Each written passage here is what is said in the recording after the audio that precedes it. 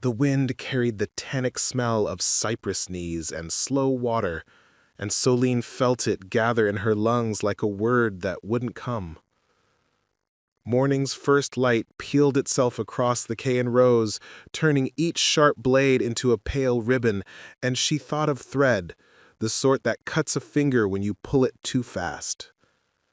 Beneath the loft window of the laundry house, the river's murmur reached her in pieces, oars knocking, a captain's hoarse command, the gull's pretending whistle, little proofs of a wider world that could be read if a person had the right letters. Solene had letters. She wore them the way other women wore a locket, close to the pulse, hidden. Before we jump back in, tell us where you're from. If this story moves you, please subscribe.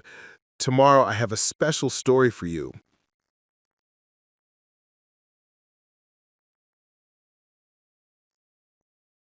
She had learned by watching, not from a Bible or primer or the benevolence of a lady who fancied herself kind. The riverboats left their decks littered with notices and turkey-red bills. Merchants along the docks threw ledgers with spoiled pages into barrels behind their shops. When Solane carried laundry to the levee to wash the soap from dome-sleeved frocks and collarless shirts, she kept scraps. She taught herself the tall gallop of H, the two-story house of B, the serpent river of S. She found the name Solin once in a newspaper notice about a steamer's passenger list. No kin of hers, but it felt like looking into a bucket and finding your face grinning back.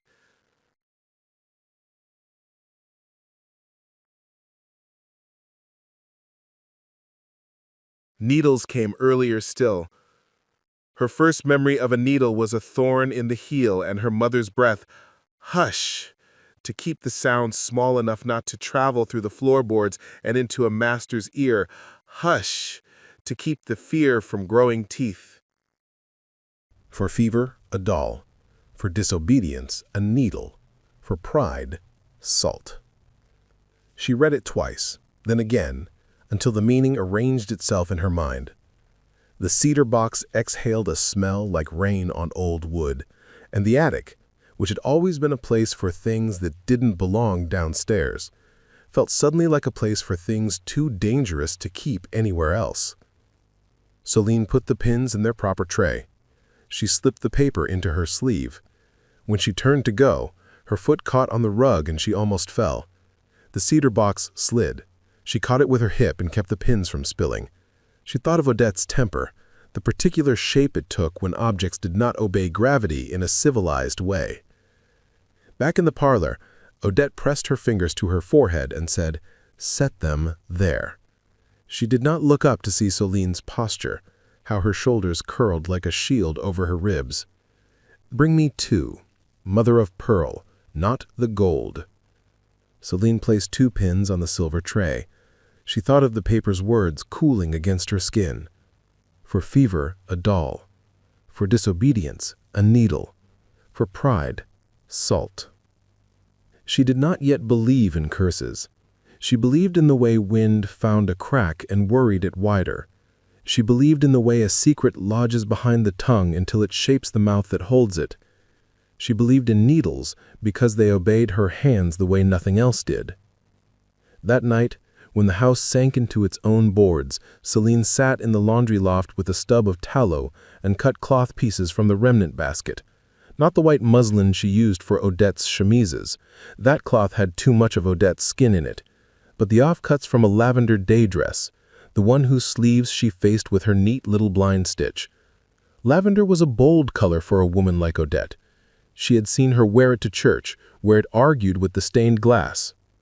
She cut an oval for the face and 2 longer pieces for the body, and she stuffed the shapes with carded cotton picked clean of seed by children with scarred fingers.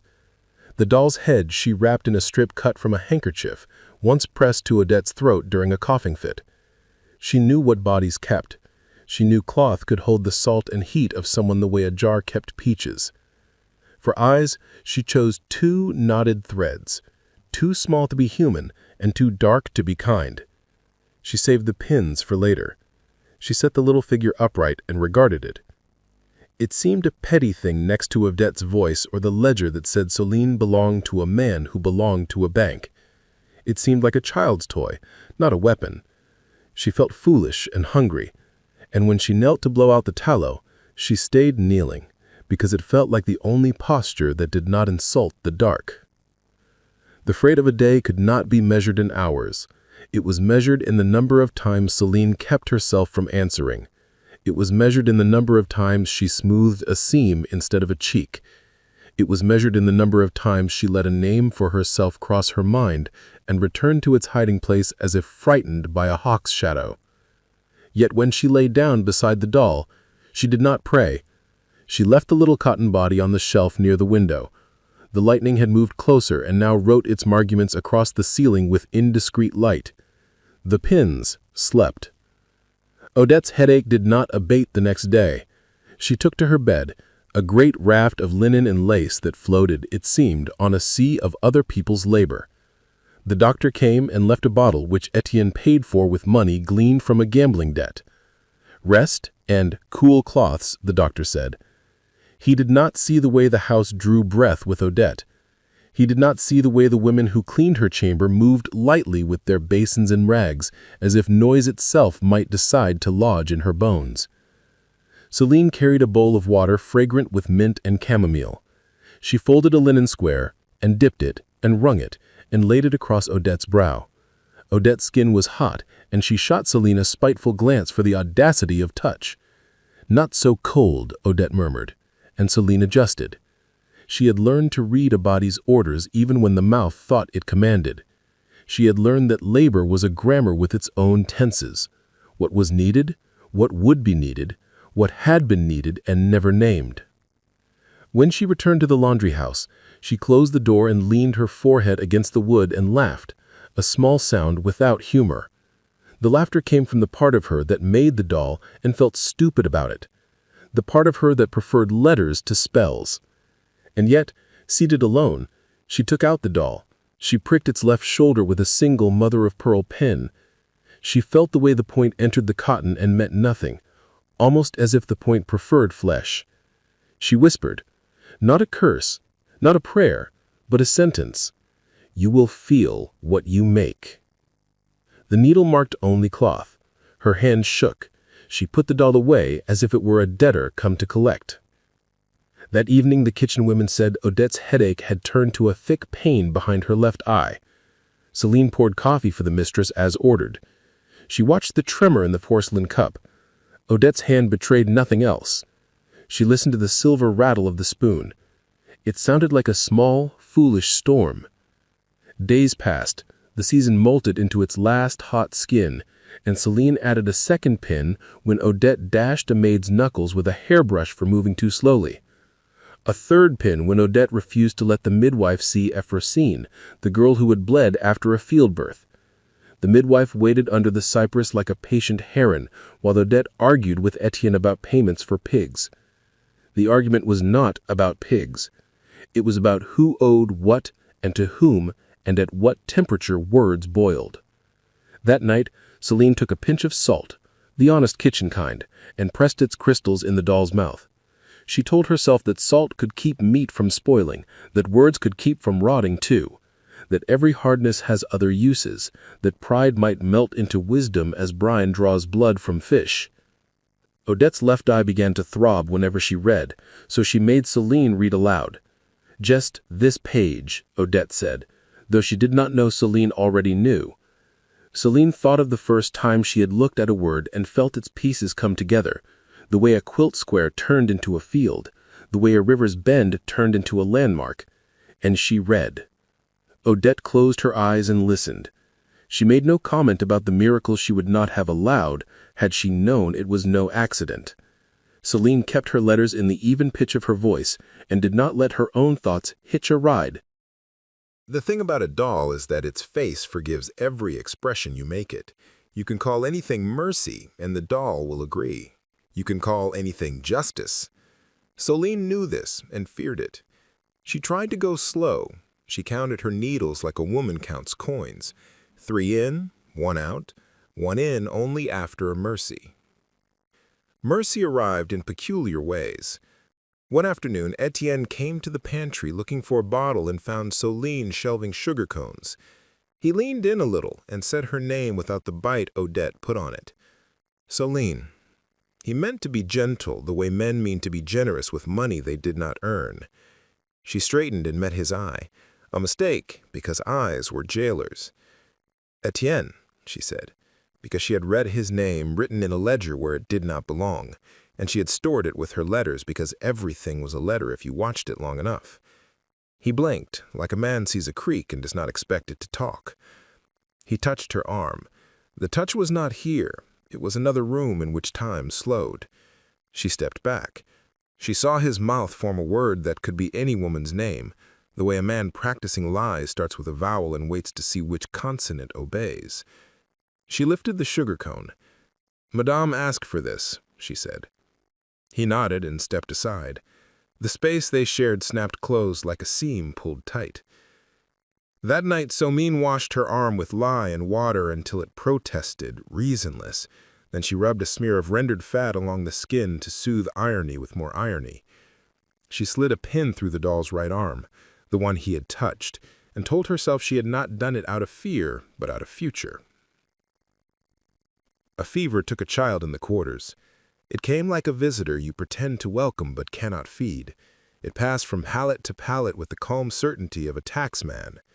Soline sat with the mother sometimes, holding a cloth to the child's mouth and listening to the rattle that had replaced breath. She wanted to put the doll there in the doorway to interrupt death's stride. She did not. Instead, she read the words of a hymn she remembered and did not sing. The child died quietly, as if careful not to add to the day's noise. Odette sent out a notice that no one in the house would attend the burial. "Illnesses are their own sins," she said, and that night she drank 3 cups of coffee and pressed her fingers into her temples and asked Soline to read a letter from her sister in Mobile. The sister bragged about the yellow silk she had found in a New Orleans shop and asked Odette to send her the pattern for a particular bodice. Soline read smoothly. The tea in the letter tasted like the sea to her. Odette's eyes were closed while she listened, and Soline saw the way the skin at the corners had softened in the throbbing weeks.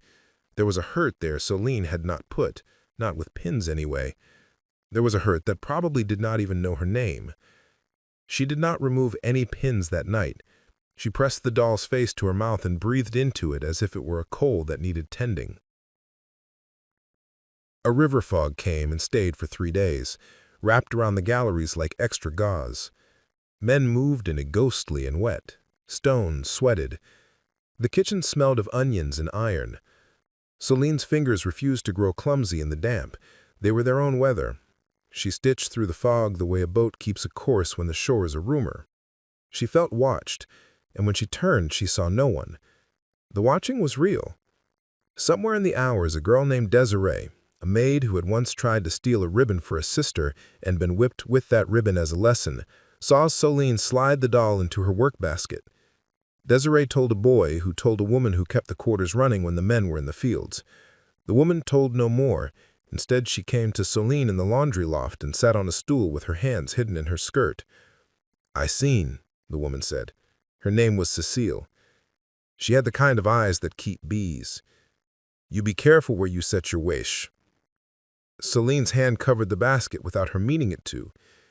"It isn't," she started, then stopped. A lie felt like putting the wrong stitching in the seam you had to wear all your life.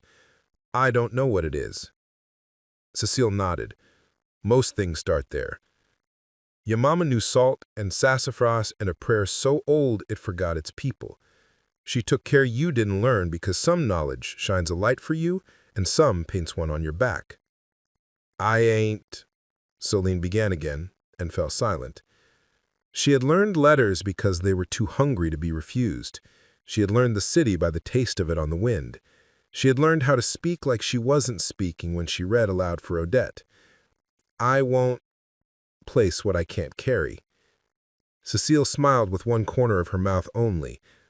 "Nobody ever done more than carrying and handing off. That's all of us do with anything. It's the handing that matters. You hear that?" Soline nodded, and in that moment she made a rule that would turn into a rope. No pin without a purpose that had a mouth on both ends.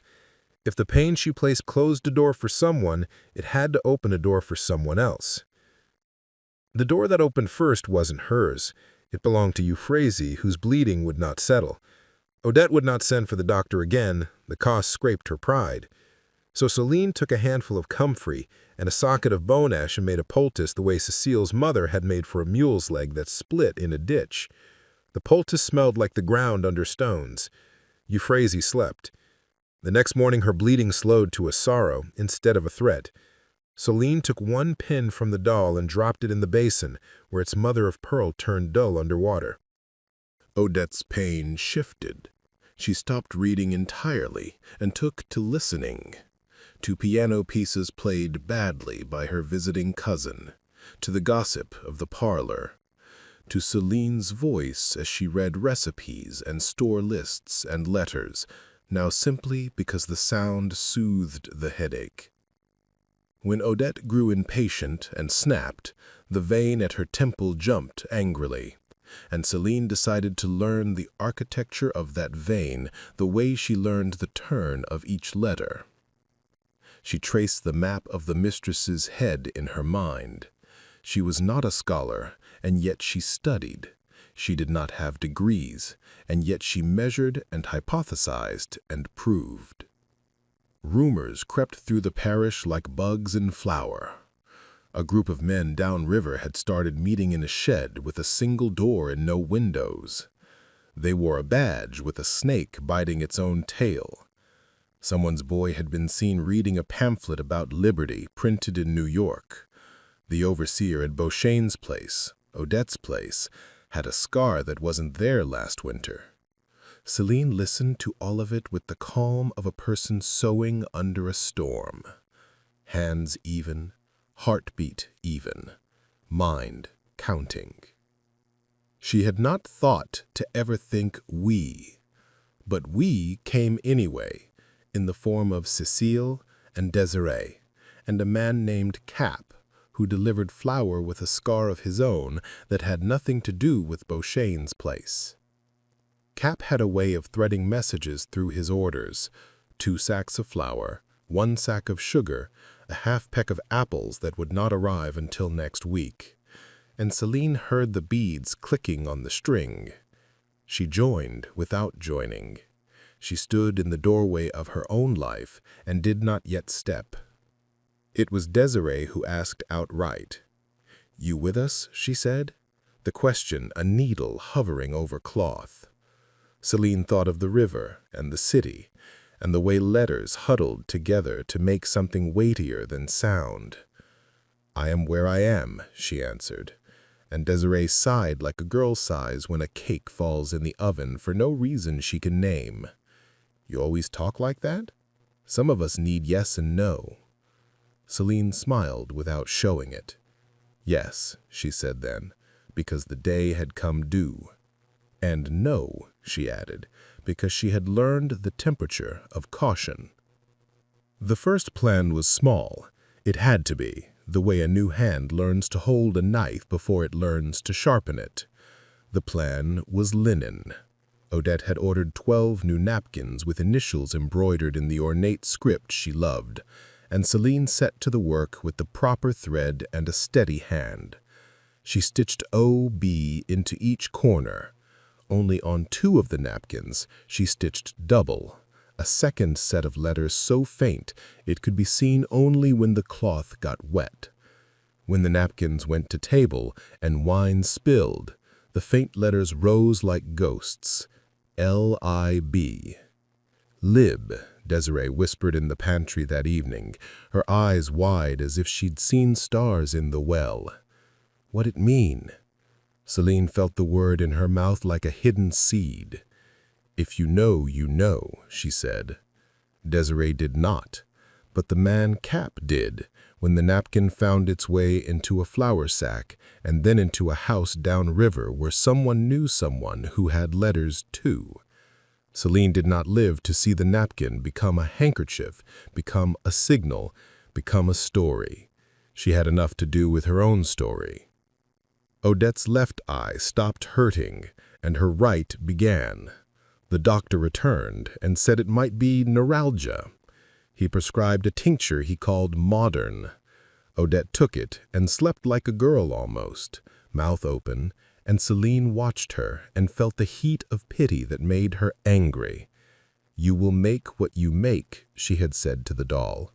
But pity was its own weather and could drown a person as surely as rain. She went to the laundry loft and pulled one pin out of the doll's right arm, because she was not trying to play God, she told herself. She was trying to play equal. In the quarters, a whisper started that Madame Bouchain had a curse on her. The whisper did not come from Celine, but she did not water it down either. She let the whisper do what whispers do, find the driest wood and dig in like a spark. Odette stopped inviting the parish women as often, and when they came, their voices landed on the rugs and did not climb the walls. "I simply cannot abide the damp," one said. And another, "Something in this house pulls a person's spirits down." The piano went untuned. The mirror in the hall developed a permanent fog. Celine learned to write her name in a margin only when she had something to tally. She wrote it small, sideways, between the measurements for molasses and gingerbread and the cost of black pepper. She wrote it in a hand that would look like any house girl's scrawl if anyone bothered to look, which no one did. She tallied pins and mercies and days without anger. One evening, under a sky with ribs, Larkland and Jonah walked the north fence. The sheep had been nosing the fringe of new grass like a salon. The fence wire pinged with the music of a place remembering to be a place. The old cottonwood on the ridge was a sculpture, now reminding the sky of its manners. They held hands like children who had gotten away with something true. At the corner, by the riser, where the new community pipeline joined the old line that once fed the Bryan place, they stopped. A small iron wheel and a valve sat there, built by a dead man's apprentice and a living woman and the man she'd chosen. Larkland rested her fingers on it and angled it a degree. The pressure equalized. The hose down valley sighed and smiled. "Do you hear it?" she asked. "What?" "The county," she said, "when it gets the word right." He listened. He heard it. It sounded like breath not dragged. It sounded like a child at last learning to sleep through the night. It sounded like a kitchen in the morning where someone has already made the coffee and someone else is about to put the biscuits in the oven. It sounded like the hum under a well when the iron lid is at exactly the hand and 2 fingers it wants. He kissed her knuckles where they set on the wheel. "I do," he said. They walked home. The tower's silhouette cut clean against a star. The chest waited in its cradle like an old thing that had decided to be eternal by staying useful. The well hummed like a big animal at peace. At the porch, Mavis stood with her notebook. "We have a question for the board," she said, as if they weren't the board and weren't also the people at the table. "Do we fund a tower for the Angleys up by the highway? They called. He tried to sell his truck to buy a tank, and she threatened to sell him instead." "Yes," Larkland said, "but we make him help build it." "Good," Mavis said. "I like a marriage with terms." They laughed. They ate. They slept. In the deep night, a wind from the south rattled the hedgerow and slipped under the eaves. The ram talked like a metronome for something patient. The well hummed lower than a lullaby. The county made a small sound of satisfaction the world did not hear unless it lived there. In the morning, the phone rang. It was a girl in the city with a voice like a tuning fork. She said, "We want to make a film," she said, "about the iron and the stubborn and the way you taught water to remember. We want the world to see that neighbors don't need sponsors to become utilities." Larkland looked at Jonah. He looked at her. He shrugged. "We'll show them the tower," he said. "We'll show them the chest. We'll show them the lever." "And what you built with it," the girl said. "If that's all right."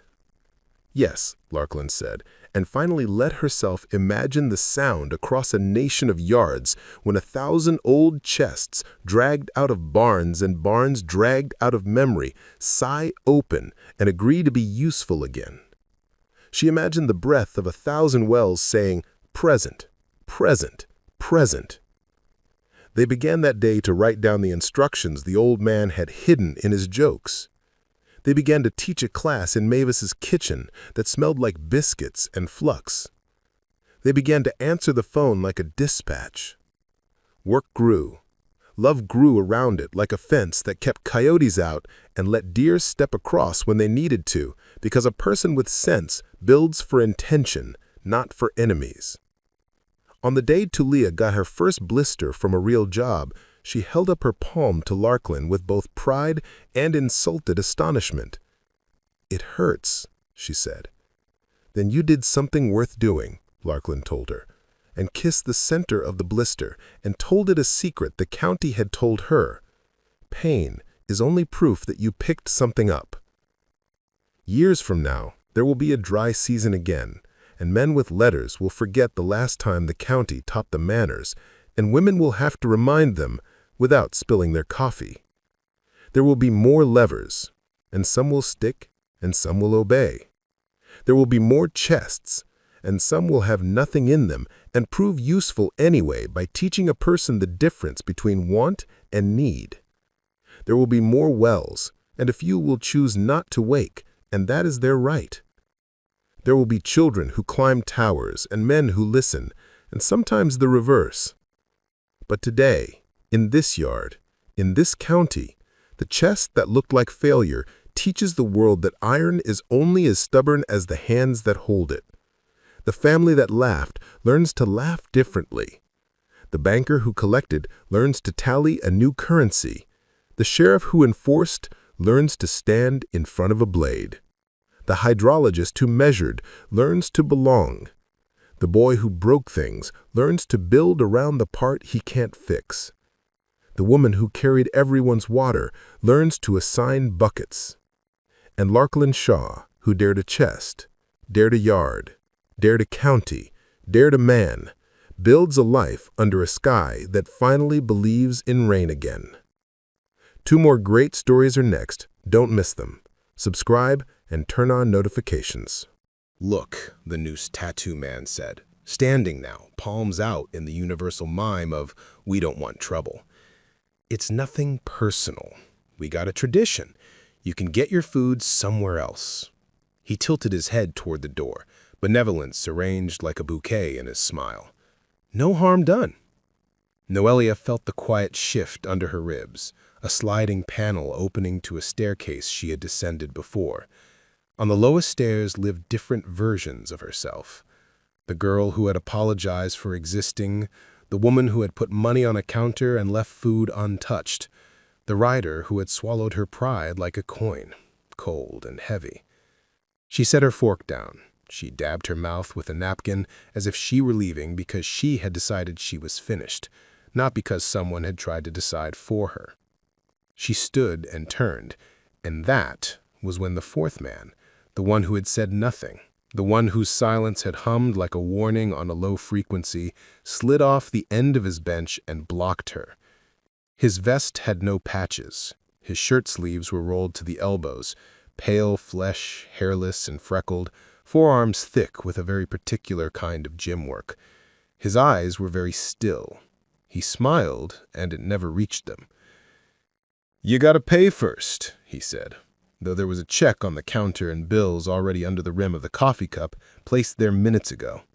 Noelia looked at the money, then at him. "It's there. Prices went up. For you, anyway."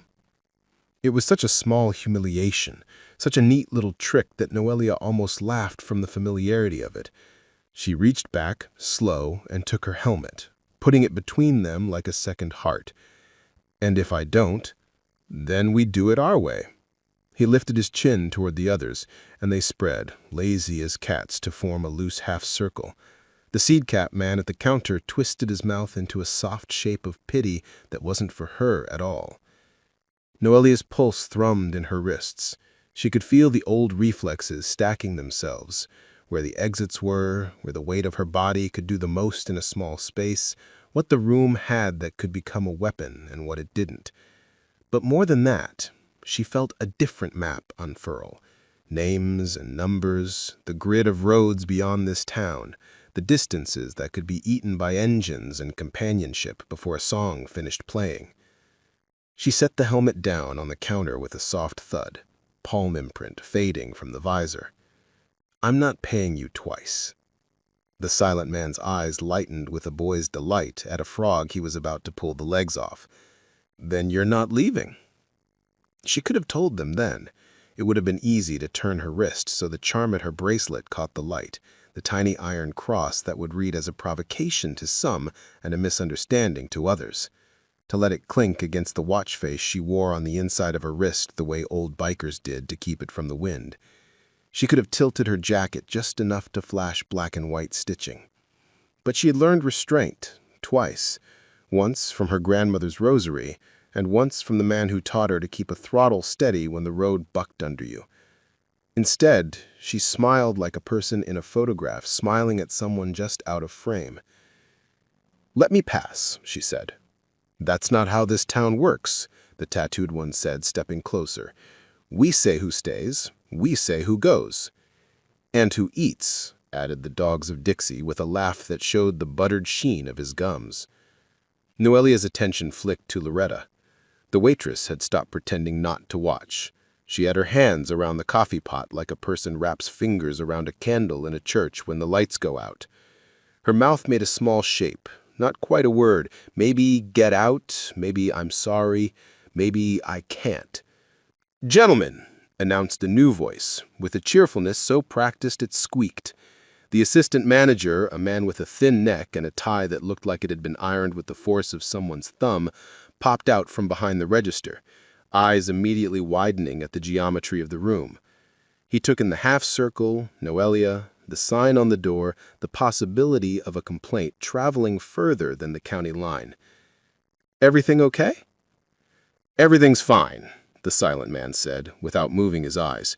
"We're talking to our guest about the rules." "Right," the manager said, swallowing. "The rules. You ma'am, folks around here, we just try to keep things simple." His voice trailed off like a car that realized it's run out of gas where it can't safely stop. Noelia took a breath.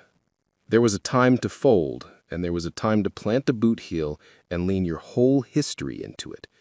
She had the feeling that the person she would be tomorrow would not forgive the person she chose to be now. "Simple to you, complicated to me." The silent man got bored of words. He reached for her elbow. She moved her arm before his hand could settle. Small adjustment, not a rebuke so much as a refusal. His fingers closed on air. He laughed softly as if surprised by a magic trick. "You got some spark. You know what they do to sparks in the dry season." Noelia thought of her grandmother's kitchen in San Marcos, the smell of chilies toasting at a pan, the way the old woman fanned the flame when it refused to catch, the patience of coaxing, the intimacy of tending heat. She thought of the roads and the people who rode them like a second family, weathered and stubborn and as lousy at apologies as they were at magnificence at forgiveness. She thought of a man named Rook, who taught her how to ride in the rain and how to keep secrets in a drought. "Sometimes," she said, "they start a fire you can't put out." The news tattoo chuckled. "Listen to this one." He looked around for appreciation like a dog looks for approval. "Little philosopher." The doorbell jingled again. Two boys in Letterman jackets walked in, took one look at the room, and backed right out without shame. The door swung and swung, as if the diner were breathing in shallow, panicked pulls.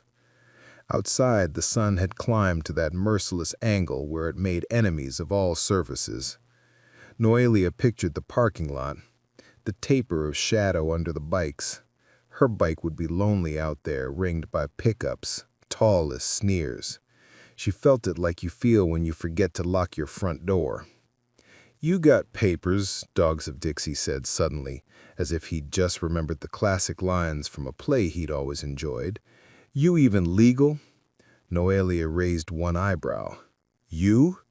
He blinked. I was born here. Lucky you, she said, and let the words land as lightly as she could. The silent man reached again. This time she didn't move. She let his hand find her arm, felt the weight and intent in it. The body tells the truth before the mouth does. His grip tightened, a message that had nothing to do with the law or tradition, and everything to do with practice. Don't, she said. He leaned in. His breath smelled like old coffee and something metallic. Or what? Noelia let the question hang between them a moment, then picked it up and turned it like a coin. Or you'll find out I'm not alone, she said it quietly. Not a promise, not a threat, a weather report. What, you got friends? He glanced at the door like he expected a line of men in matching shirts to pour in. You think we care? Not local ones, she said. She lifted her chin toward the window, where the slice of sky over the gas station was the hard blue of enamel paint. Mine come from further than that. Loretta made a sound like a plate being set down too fast. The assistant manager, sensing a complaint letter forming into a galaxy somewhere beyond his control, cleared his throat. Why don't we just take this outside, he suggested, gesturing toward the lot, as if the sun there would bleach the ugliness into something less visible. Great idea, the noose tattoo said. Let's give our guest a proper send-off. Noelia lifted her helmet, not to leave, but to have it in her hands. She didn't like swinging it. Helmets are for saving heads, not breaking knuckles. But it had its uses as a shield, and today might require more shields than swords. They ushered her with their bodies, the way men herd, using the gravity of presence and the momentum of suggestion, down the aisle between booths. Coffee cups trembled on saucers as knees knocked into tables. An old couple in matching windbreakers stared hard at their pancakes as if prayer could flatten them into invisibility. The bell rang them into the heat. The parking lot opened like a stage, chalky asphalt, oil rainbows trapped in the sun, the high whine of insects performing hot weather's chorus. Noelia's bake sat where she'd left it, defiant and small amid the tall, boxy shapes of the trucks. A few locals had drifted from their shadows to stand with arms folded. Word traveled fast in small towns. News moved like spilled water looking for lower ground. The silent man stepped in front of her again.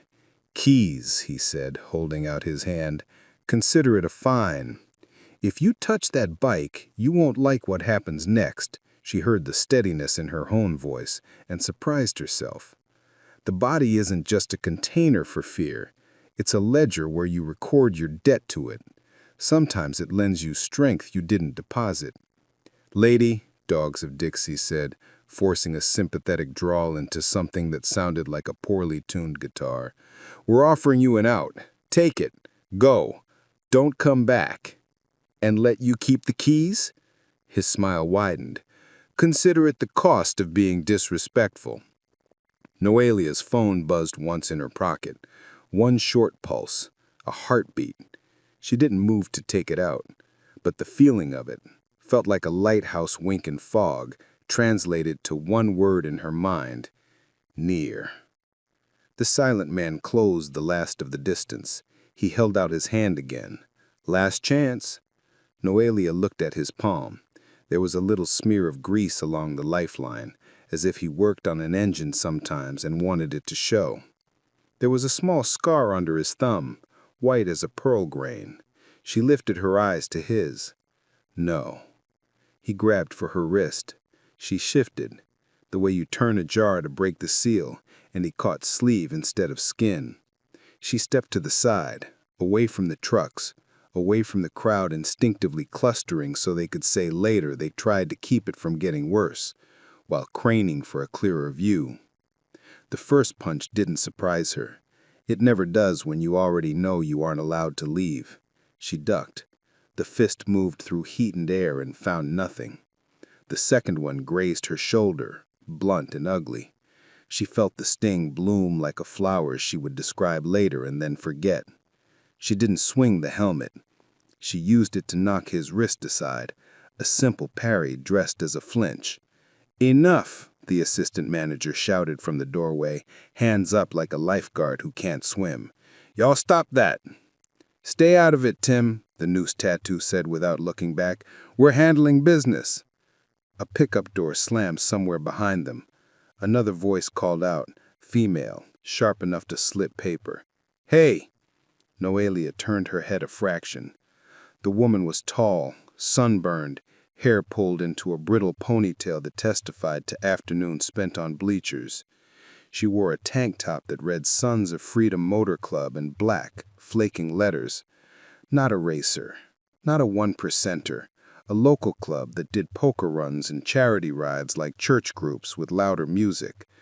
The woman judged the geometry and reached a conclusion she could live with. "Leave her alone." She didn't move closer. "Mind your business, Jolene," Dogs of Dixie called back. "Go fry in your own skillet." Noelia felt the old tilt, the moment when the seesaw of a situation creaks and starts moving even if nobody has agreed to push. The silent man grabbed her by the collar now, all pretense done, and she felt the thread in the seam begin to pop. Noelia did 3 things at once. Dropped her weight through her heels, twisted her hips the way Rook had taught her when power lived in your center and not your fists, and brought the top edge of the helmet up under his wrist fast and hard. He swore. The hand came loose. Then the world changed sound. It started low, a distant insect growl that people always confuse with storm until it separates in the individual throats. Engines, a dozen, then more, the kind that make the chest bone a drumhead.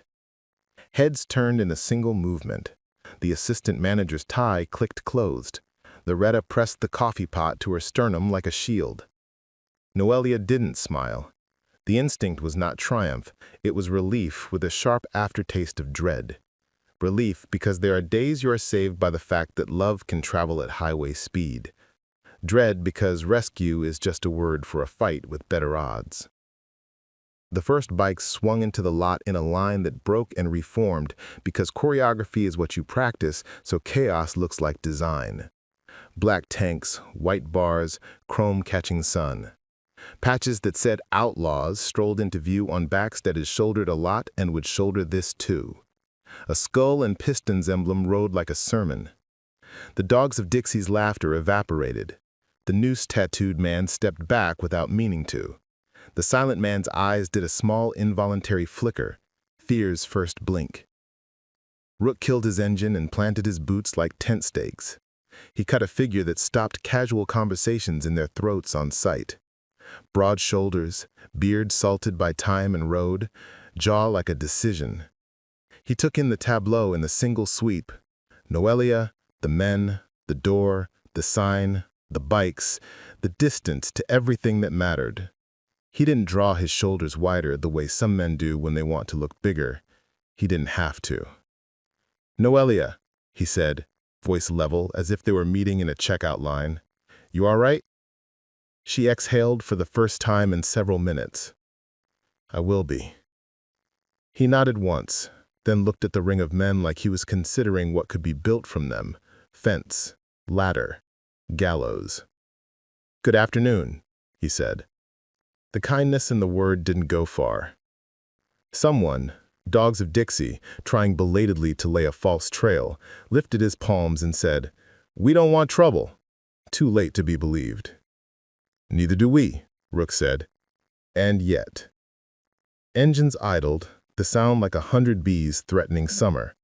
More bikes turned in, the line snaking along the curb. Noelia could name each face without looking. Hutch with the laugh that sounded like a starter struggling. Cinder with the eyes that never quite settled. Dio who said prayer before meals and spun wrenches like rosary beads.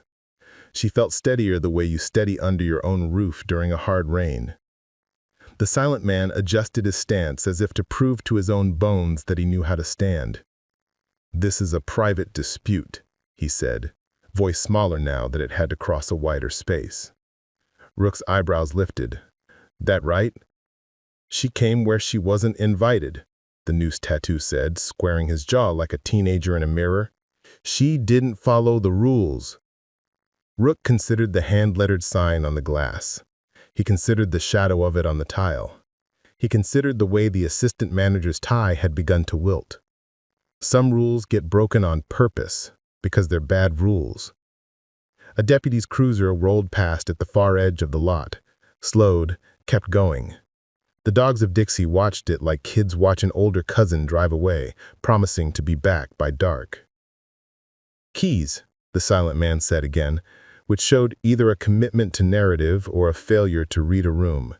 He held out his hand not to Noelia now but to the air, as if the universe owed him tribute. Rook looked at the hand. He looked at Noelia. He looked at the line of trucks and men behind them who had come to make a nothing moment into something loud in order to feel more real inside their own skin. He took a breath. No, he said. We're going to sit down. We're going to eat. We're going to tip Loretta 40% because she didn't ask for any of this. You boys are going to find yourselves somewhere else to be. The silent man smiled. That a threat? A plan. Rook tilted his head. Unless you've got a better one. The men glanced at each other. In the arithmetic of courage, they were used to numbers that fit on one hand. Today, the math had gone to decimals and exponents, and none of them had brought a calculator. Look, Dogs of Dixie tried, fishing for a compromise he could later call a win. We don't want... He was cut off by a new sound, thin and furious, like a kettle left on a burner too long. Sirens. Not one. More than one. The deputy who had rolled by had not rolled far. Noelia felt something cold and specific prickle her scalp. The law in this town was related to these men by blood and habit. The law would not arrive as fairness, it would arrive as reinforcement. The outlaws lined their bikes like a wall that could become a door if it had to, but doors can be kicked in when those holding the hinges underestimate the boot. Inside, Rook said, to Noelia, without taking his eyes off the men. Now. She moved. The air between her and the diner door seemed to thicken, like wading into a pond with weeds that try to hold your ankles. The first cruiser swung in hard enough that its tires complained. Two more nosed into the lot behind it, lights a manic carnival that made the shadows jump. A deputy climbed out, hand on holster, chest puffed with usefulness. He looked at the patches and drew himself taller. We got a problem here, he called, ostentatiously neutral. Rook's jaw flexed. Just lunch, he replied, and managed to make the words sound like a dare. Not from where I'm standing. The deputy's eyes slid to the sign on the door and skittered off like insects avoiding a beam. This is a family establishment. We don't need your kind turning it into a circus. What kind is that? Hutch asked pleasantly. The kind that wears skulls on their backs, the kind that doesn't understand what the good people of this county expect. The sirens wound down, the heat swelled. The assistant manager took a step forward and then 2 steps back, unsure of what version of his future each direction contained. Loretta stood framed in the doorway, face pale, coffee pot empty. Noelia felt the line tighten. There are moments you can feel history tug the rope, and everyone's hands burn in the same place. You can feel a version of the next 10 minutes trying to get born. Rook took a step forward into the space between narratives. His voice softened to the register men use when they are telling horses that thunder is only sky having an opinion. Nobody wants trouble, he said. We're leaving. But she's leaving with her keys and her bike, and nobody lays hands on her again in this parking lot. The deputy's smile had fewer teeth in it than a minute ago. That so? That's so, Rook said. The silent man cleared his throat. You think you're going to come in here and tell us how this goes? He took a step toward Rook that was both brave and foolish, and often those two wear the same shirt. Rook didn't move. The engines behind him idled like a choir breathing in. The deputy flicked the strap off his holster. Back it up, he said to Rook. Now. Noelia watched the strap fall, a small plastic movement, a click the sun heard more clearly than anyone. In her chest, a bird rattled its cage. She had walked into places like this before and left them smaller. She had never walked into one with this many hearts at stake. Rook's eyes slid to Noelia just once. It felt like a question and an answer married into a look. She nodded. It was nothing and everything. "Let's solve this," Rook said, and took one measured step back, palms visible. The outlaws behind him followed the movement like tide obeying the moon, a whole set of bodies trusting one man's math. The silent man laughed, delighted with the illusion of victory. "That's what I thought," he said, and lunged, not at Rook, at Noelia. He had learned one lesson today, and it was the wrong one, that when a bigger beast blinks, you bite the smaller one. He reached for her wrist. He got a handful of leather. He yanked. Noelia stumbled forward, caught herself on the hot hood of a cruiser. The deputy's hand twitched toward his gun. Hutch swore. Loretta made a small, involuntary cry that sounded like a fork dragged across a plate. Rook moved faster than any man his size had a right to move. His hand closed over the silent man's wrist and squeezed, tendons rising like cables drawn tight. The silent man's mouth opened in a fish sound. Rook said, "Pleasant as weather." "No." The deputy drew. The gun left leather, rose, leveled. "No!" Loretta shouted. A second cruiser door slammed. Boots pounded. 2, 3, more sets, voices all at once. Someone shouted Rook's name like they knew it, like they'd heard it in backroom stories that smelled like gasoline and gossip. Noelia's phone buzzed again, twice, this time quick, like someone tapping a shoulder. Near became here. And then a new figure stepped out from the last bike in the line, a woman whose patch carried the same skull and pistons, but whose rocker said something else entirely. Something that made the deputy blink and Dogs of Dixie swallow hard. Something Noelia had hoped she would not need today and prayed she would have if she did. "Enough," the woman said, her voice level and so calm it cut the heat. She reached into her pocket, not down, not hidden, and slowly brought out a small laminated card. She held it up so the deputy could see. He stared. The muscles in his jaw calculated, chewed, spit, recalculated. The card caught the sun and flashed. The woman smiled like an answer sheet. "You might want to think carefully about your next move," she said. The deputy's finger tightened on the trigger. The sirens started wailing again, closer, angrier, as a fourth cruiser screamed into the lot and skidded crooked across the painted lines, door flying open before the wheels stopped turning. A man in a suit got out, tie thrown over his shoulder like he'd run into the wind, badge clipped to his belt. He looked at the woman with the card. He looked at the deputy's gun. He looked at Noelia, at Rook, at the ring of men whose courage was catching its breath. His mouth opened to say a name. And what came next hit so hard and so fast that the air itself seemed to tear. And what came next hit so hard and so fast that the air itself seemed to tear. This story took us a long time. If you like it, subscribe. Now back to the story. The suited man shouted a name, "Deputy Hale," and the syllables cracked like a whip at a skittish colt. Hale's fingers stalled a hair's breadth shy of pressure. The woman with the laminated card didn't blink. Rook's grip tightened just enough on the silent man's wrist to make intent clear without breaking anything God hadn't already made fragile. Noelia, palms flat to the cruiser's scorching hood, felt the heat brand her lines and wondered if she would ever wash the smell of this moment from her skin. The badge on the suited man's belt flashed again as he moved, one palm high, the other slicing through the air to cut the room, no, the lot, into cents. "Stand down," he barked. "Everyone stand down. That's an order." Orders sounded different coming from a man used to giving them. Hale's jaw worked. His pistol dipped a fraction, but did not holster. The sirens frayed to silence. The insects took back their course. Somewhere beyond the stunned ring of faces, a fryer in the kitchen hissed like a snake losing interest. The woman with the card handed it to the suited man. He didn't look. He already knew. "Agent Marin Doyle," she said for the benefit of the deputies who needed the show. "State Organized Crime Task Force. Your deputy so much as twitches that trigger, and he's going to spend the next year explaining it to people who own better suits than I do." Hale's bravado bled into something sallow. "They're outlaws," he said as if the word were a spell that ought to summon an answer in his favor. Doyle tipped her head. "They're on a charity run I asked for," she said evenly. "You want the paperwork? I got it. You want a scene? Make one." Her gaze slid to Noelia with the faintest question, then to Rook with a longer one. What happened? Rook released the silent man, who snatched his wrist back like a boy caught stealing pie. They told her to leave, tried to take her keys, put hands on her. He nodded at the sign on the door without looking at it, because some indignities don't deserve the honor of our eyes. We came to get lunch. Things escalated. The suited man flicked his eyes at the assistant manager. Tim made a sound that suggested someone had asked him to do advanced math without pencils. I don't want no trouble. I told them to take it outside. I tried to. I was gonna call. You called, Doyle said, and let him keep the story that let him sleep.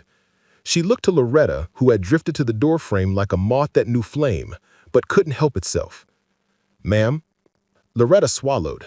The cost of truth could be steep in a town where everyone shared the same store shelves and pews. But there are days a woman grows tired of cleaning the same stain. She paid, Loretta said quietly. They wanted more because... She glanced at the sign, that old, ugly relic clinging to glass like mildew. Because... The suited man, Captain Morales by the tag above his breast pocket, blew out a breath. He turned to Hale. Holster your weapon, he said.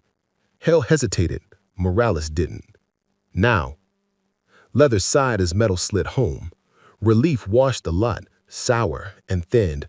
It wasn't safety, but it was a reprieve. Rook stepped back, palms still visible. His eyes stayed on Hale because men who've ridden enough miles know not to trust relief any farther than the next curve.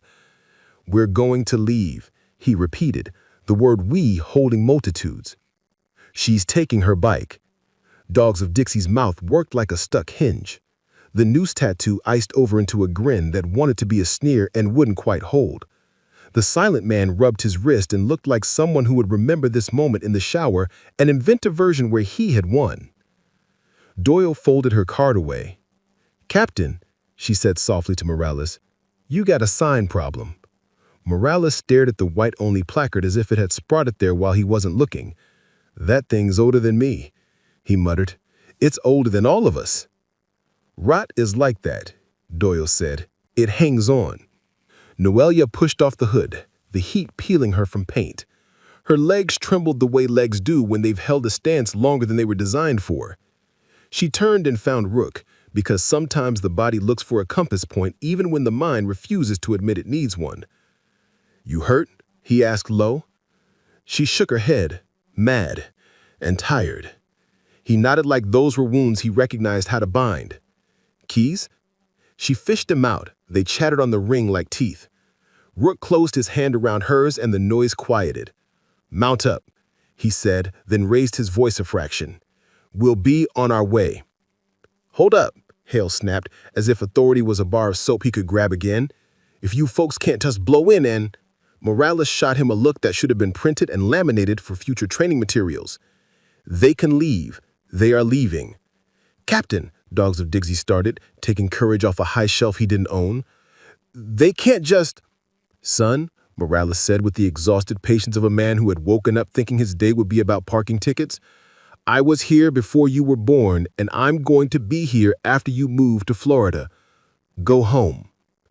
A ripple of laughter, mean and grateful, moved through the crowd and took some of the pressure with it. Not much, enough to breathe. Rook looked to Noelia. The question was simple, ride or walk it out. She answered by sliding the helmet over her hair. The world narrowed to visor and breath and the faint drum of her pulse in her ears. She swung a leg over the saddle and kept her eyes up, never on the silent man, never on the sign. Engines turned over, 1, 3, 6, 9, until the lot thrummed like a heart too big for a single chest. Tires peeled a whisper of dust. The line formed without anyone needing to say how. Rook eased his bike to the lead like a river finding the lowest place. Noelia slotted in 3 behind, where you are protected from the first hit and given room to respond to the second. She knew where she could be seen in his mirror. She knew he knew. The small language of trust, fluent after enough miles. They rolled out slow, because leaving fast looks like guilt, and because nobody was going to grant these men the theater of a roar. They left like a tide reversing, quiet, inevitable. dragging small, ugly things with it as it went. Once they hit the road, the town fell behind with the relief of a stone off a chest. The sky opened. The heat lost its edge to motion. The asphalt unwound in a long, sunshot ribbon that made a promise only roads make. I will take you away from here, if you let me. Rook took them out of the county before he raised his hand for a stop. They pulled into a gravel turnout near a creek where cottonwoods threw a mercy of shade. Engines died into a ringing quiet. Noelia took off her helmet, and the world expanded. Summer anvil, an insect song, and the faint sweet rot of water that had given up on moving anywhere important. Doyle's bike rolled in at the back of the line. She killed the engine and set the kickstand with a professional's unconscious grace. Morales pulled up in a sedan that did not belong to this scene and got out with his tieback around his neck like he had remembered he was a certain kind of man again. Rook waited for them to come to him. Men drifted into small constellations under the trees, murmuring, smoke curling from a few reluctant cigarettes. Noelia leaned against the bike and felt the tremor in her arms finally emerge and pass like weather. Doyle approached first. Up close, the lines at the corners of her eyes were the good kind, the ones cut by sun and laughter rather than worry. "You all right?" she asked Noelia directly. "I am now," Noelia said, and realized it was true enough to say aloud. Doyle nodded, turning to Rook. "We keep doing this dance," she murmured. "You show up where the problems are. I show up to make sure none of us go to jail for doing the right thing." He smiled a little without showing teeth. "You're the one invited us." "I invited your charity crew. I didn't invite a county with a sign problem." She hooked a thumb at Morales, who was pretending to be very interested in a dragonfly. "He's trying." Morales looked pained, which is still a kind of movement forward. "You bringing them through my jurisdiction without a heads up doesn't help," he grumbled. "I sent an email. You still use fax." Hutch laughed softly. The tension under the trees loosened another notch, like a belt after Sunday dinner. Rook scrubbed a hand over his beard and looked at Noelia. "You want to call it a day?" he asked, which carried more than one meaning. He meant, do you want this to be the story of the diner, or do you want it to be the story of what comes after? Noelia stared at the creek gliding by like a secret nobody bothered to keep. Her chest still ached from the way it had compressed under fear. Her shoulder sang a small hymn where a fist had kissed it. But somewhere beneath all that, anger and pride were doing their own math. "I want to finish the ride. I want to eat." "Then we eat," Rook said simply. He looked at Doyle. "You got a place?" Doyle's mouth quirked. "Yeah, I got a place that serves everybody and minds the sign on the front more than the ghosts on the glass." They remounted, engines lit, the line formed, and Doyle and Morales took the lead in the sedan, a pairing that would have looked like a joke on any other day and felt perfect on this one. The diner Doyle chose sat on the county line where a feed store used to be. The sign out front said, "Welcome," in block letters that hadn't once apologized for themselves. Inside, the air smelled like hot bread and tomatoes and something green. The chalkboard announced the fundraiser for the volunteer fire department and a big sale for someone whose truck had burned down with his tools inside. The room's gaze met them head-on and didn't flinch in surprise. A woman with gray curls and forearms that had lifted more than babies smiled at the skulls on backs and said, "You eat on plates like everybody else here." She set down water without making a speech about it and took orders like they were business rather than theater. Noelia's hand steadied around the cold glass. Her body remembered how to sit without guarding its flanks. When the food came, it came generous. Burgers that knew how to lay down and surrender. Fries that had seen the inside of oil at the right temperature. A chopped salad with cucumbers snapped so fresh they sounded like good news. The men ate like men who had learned not to leave food and reach for fate. Noelia took that first bite that turns gristle into grace and felt a different kind of heat in her chest. Conversation found its level. Quiet jokes, the clink of forks, the relief of ordinary. Morales paid for the table without making a production of it. Doyle rolled her eyes and slipped the server a stack of bills anyway. Loretta would have liked this place, Noelia thought. She tucked that thought away like an IOU written to a stranger. After, when the plates were wreckage and the air hummed with that good post-meal hush, Rook pushed back his chair and stretched his legs out. "There's a meet tonight," he said lightly, as if talking about a movie instead of a small gathering that occasionally turned into deciding where lions lived. Doyle lifted an eyebrow. "A meet?" Rook's eyes were kind. "A cookout," he said to her. "For neighbors. Neighbors who wear patches," she clarified. "Neighbors who live on the same roads and don't always get invited to the same tables." Noelia watched their faces do the small dance around language and thought about the sign on the glass and the sign in this room that said, "Welcome," and meant it. "Invite Loretta," she quietly said. "From the first diner?" Doyle asked. She told the truth. She might pay for it later. Or she might not, if she's got somewhere else to eat. Rook's eyes warmed. "You still got that soft spot." Noelia said, "It's stubborn." They left a tip big enough to be felt. On the way out, the owner gripped Noelia's hand in both of hers, fingers calloused like thanks. "Come back," she said simply. The rest of the afternoon unspooled in ordinary miles, but ordinary felt like victory. The road ran straight, then curved like a thought turning into a decision. Fields burned gold. A hawk drew a long note in the sky. The low drum of engines knit everything together so the day didn't fall apart at the edges. They reached the farm road as the light began to think about softening. Trucks rolled in, not hard, but matter of fact. Bikes lined the fence like steel horses waiting to be watered. Someone had dragged out a grill the size of a piano and loaded it with meat that threw up smoke signals readable in most languages. Kids ran the way kids run, fast for no reason. Women dropped coolers the way women have always done and immediately began improving the situation. It looked, Noelia thought, like a town that had decided it wanted to be better than the worst sign it had ever put up. Rook walked the perimeter the way good men do, not because he didn't trust joy, but because he understood how fast it can be stolen. He waved old friends in and shook strangers' hands without counting fingers afterwards. People from the welcome diner arrived with potato salads and folding chairs and the quiet courage of community. And then a man arrived who looked like trouble did when it put on a collared shirt. Dogs of Dixie had changed, but hate doesn't scrub off with soap. He stood just past the fence like a dog tied to an idea. The silent man wasn't with him. The noose tattoo was, hiding under a long sleeve in heat that would normally have talked a man out of fashion. They didn't cross the fence. Maybe they knew better. Maybe they were measuring the cost. Maybe both. They watched like men watch a world that didn't pick them to be the center today and can't stand the insult of rotation. Doyle slid up beside Noelia. "You want me to move them along?" she murmured. Noelia looked at the kids chasing each other with neon bracelets like fireflies. She looked at Rook lifting a toddler into the air and making a sound that made the toddler's mother laugh. She looked at the grill smoke riding a recipe across the sky. "No," she said. "Let them see." Night came the way it always comes. First as rumor, then as fact.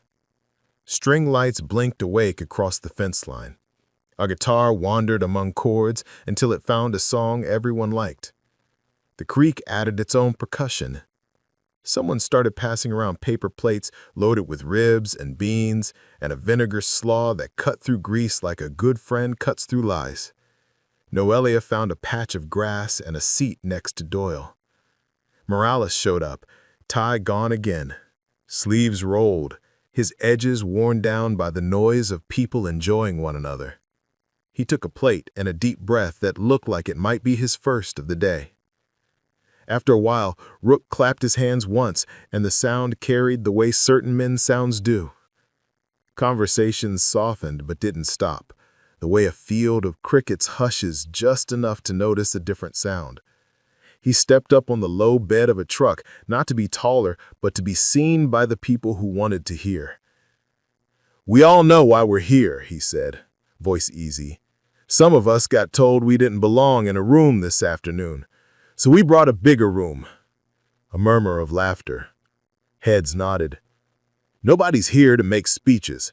We're here to eat, to spit watermelon seeds, to swap bad jokes, to make sure kids see grown-ups being decent to each other so they don't have to relearn it later." He paused long enough for the creek to say amen. "That sign," he added, and the word made a small quiver move through the crowd, "isn't the last word in this county. Not if we decide it isn't." He lifted a paper cup. "To better signs." Paper cups lifted back. The cheer wasn't loud, but it carried. They didn't notice the headlights at first. There are only so many ways night approaches. Headlights are one. Trucks rolled in silent as apology, then stopped short of the fence like they'd hit a boundary not made of wire. Sheriff's vehicles. The first wore its lights quiet. The second let its bar whisper red-blue across the grass. Hale stepped out of the lead truck like a man making up for momentum lost earlier. He had brought friends. 6, 7 deputies. A few men who were not deputies but wore the same haircut and set their boots down like punctuation. Conversations trailed into question marks. Music stumbled. Children were herded without drama because mothers are always 3 steps ahead of contingencies. Morales moved before anyone else. He reached Hale with his hands in that very specific keep everybody calm shape. "We're not doing this," he said low. But Noelia heard it anyway. "Not tonight." Hale's mouth did not know how to make a reasonable shape. "You brought them here. You made them think they can run this county." "I made them think they could eat dinner and then get home to their families. You go yank this leash and you'll get bitten by both sides."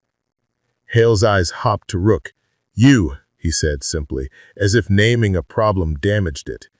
"You brought a gang to my backyard." Rook didn't move from the truck bed. He didn't climb down either. "You brought guns to a barbecue.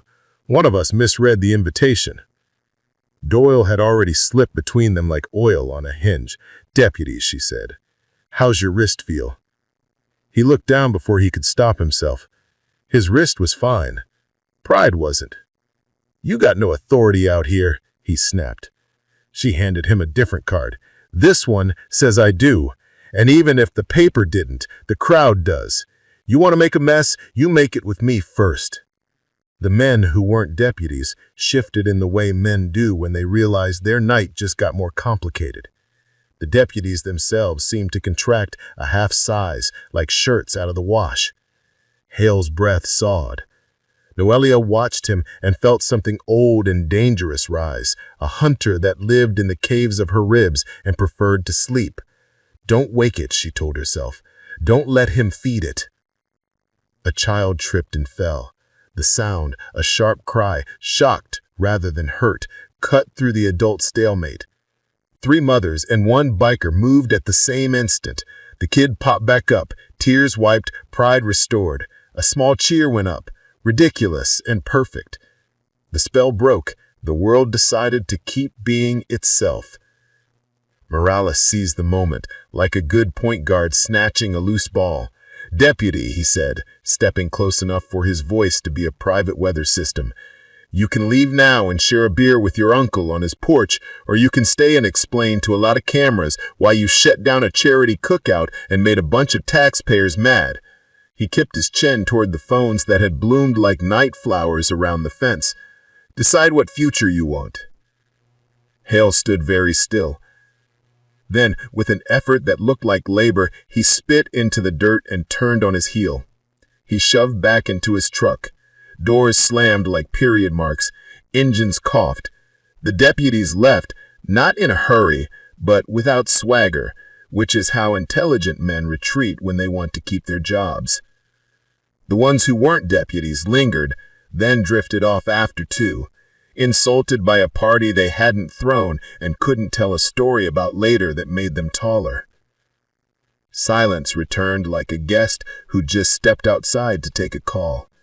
Then applause started, uncertain, scattered, gaining confidence as hands discovered they liked the sound they could make together. Someone cranked the music. Kids grabbed glow sticks and started sword fights under the strings of light.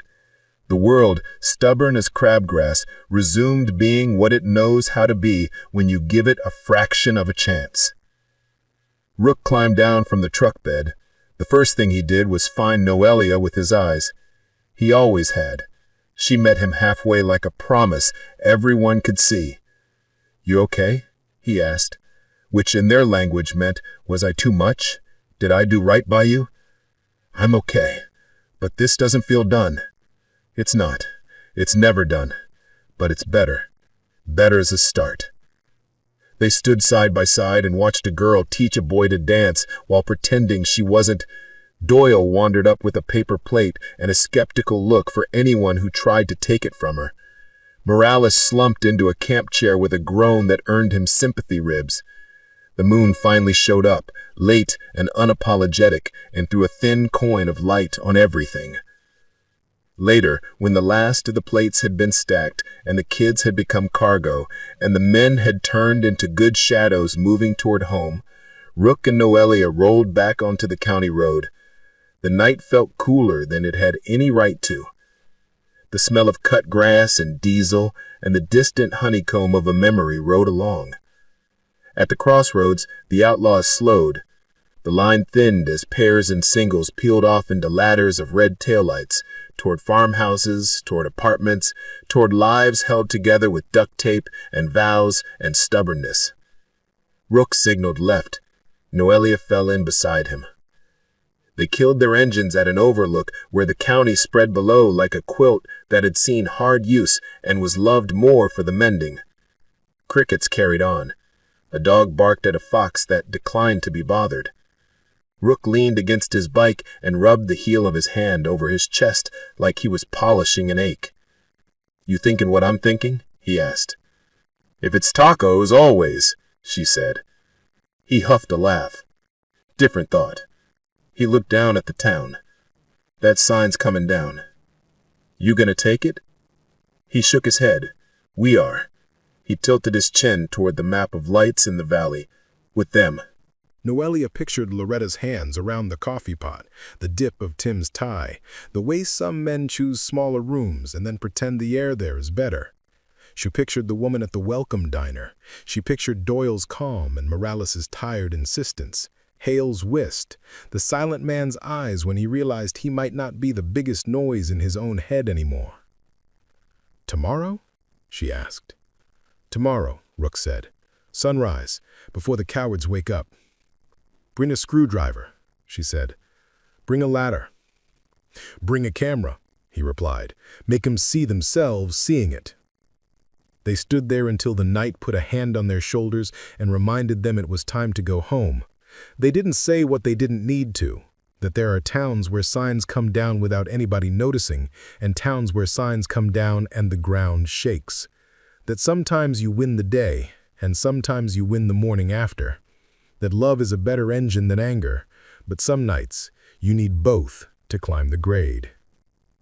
At first light, the diner's parking lot smelled like dew and old oil. Birds complained about everything, the way birds do. The sign's shadow lay pale and long on tile that had been mopped so many times that it lost interest in being clean. They came quiet. No line of bikes, no show. 3 trucks, 2 cars, and a handful of people who had decided their coffee would taste better sipped under a dismantled relic. Loretta hovered inside the door like someone watching surgery from the waiting room window. Tim stood near the register with the look of a man who had already apologized to an invisible corporate office and been ignored. Rook set the ladder. Doyle held it because titles don't hold ladders, friends do. Morales watched the road. Hutch had the toolbox open and his shoulder leaning against the glass like a man blocking a wind that couldn't be blocked. Noelia reached up, fingers grazing the lower corner of the placard. It was rough with age.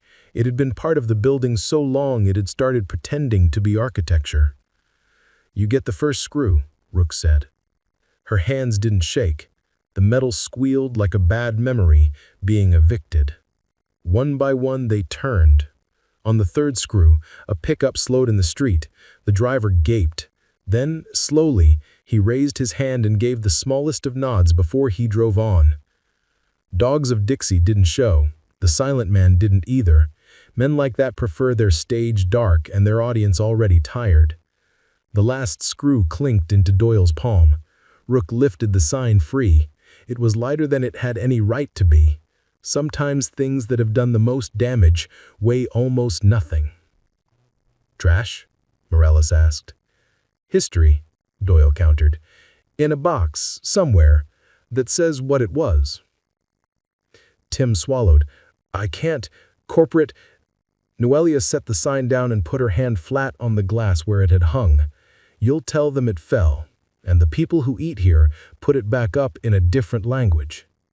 What language is that? He asked, helplessly.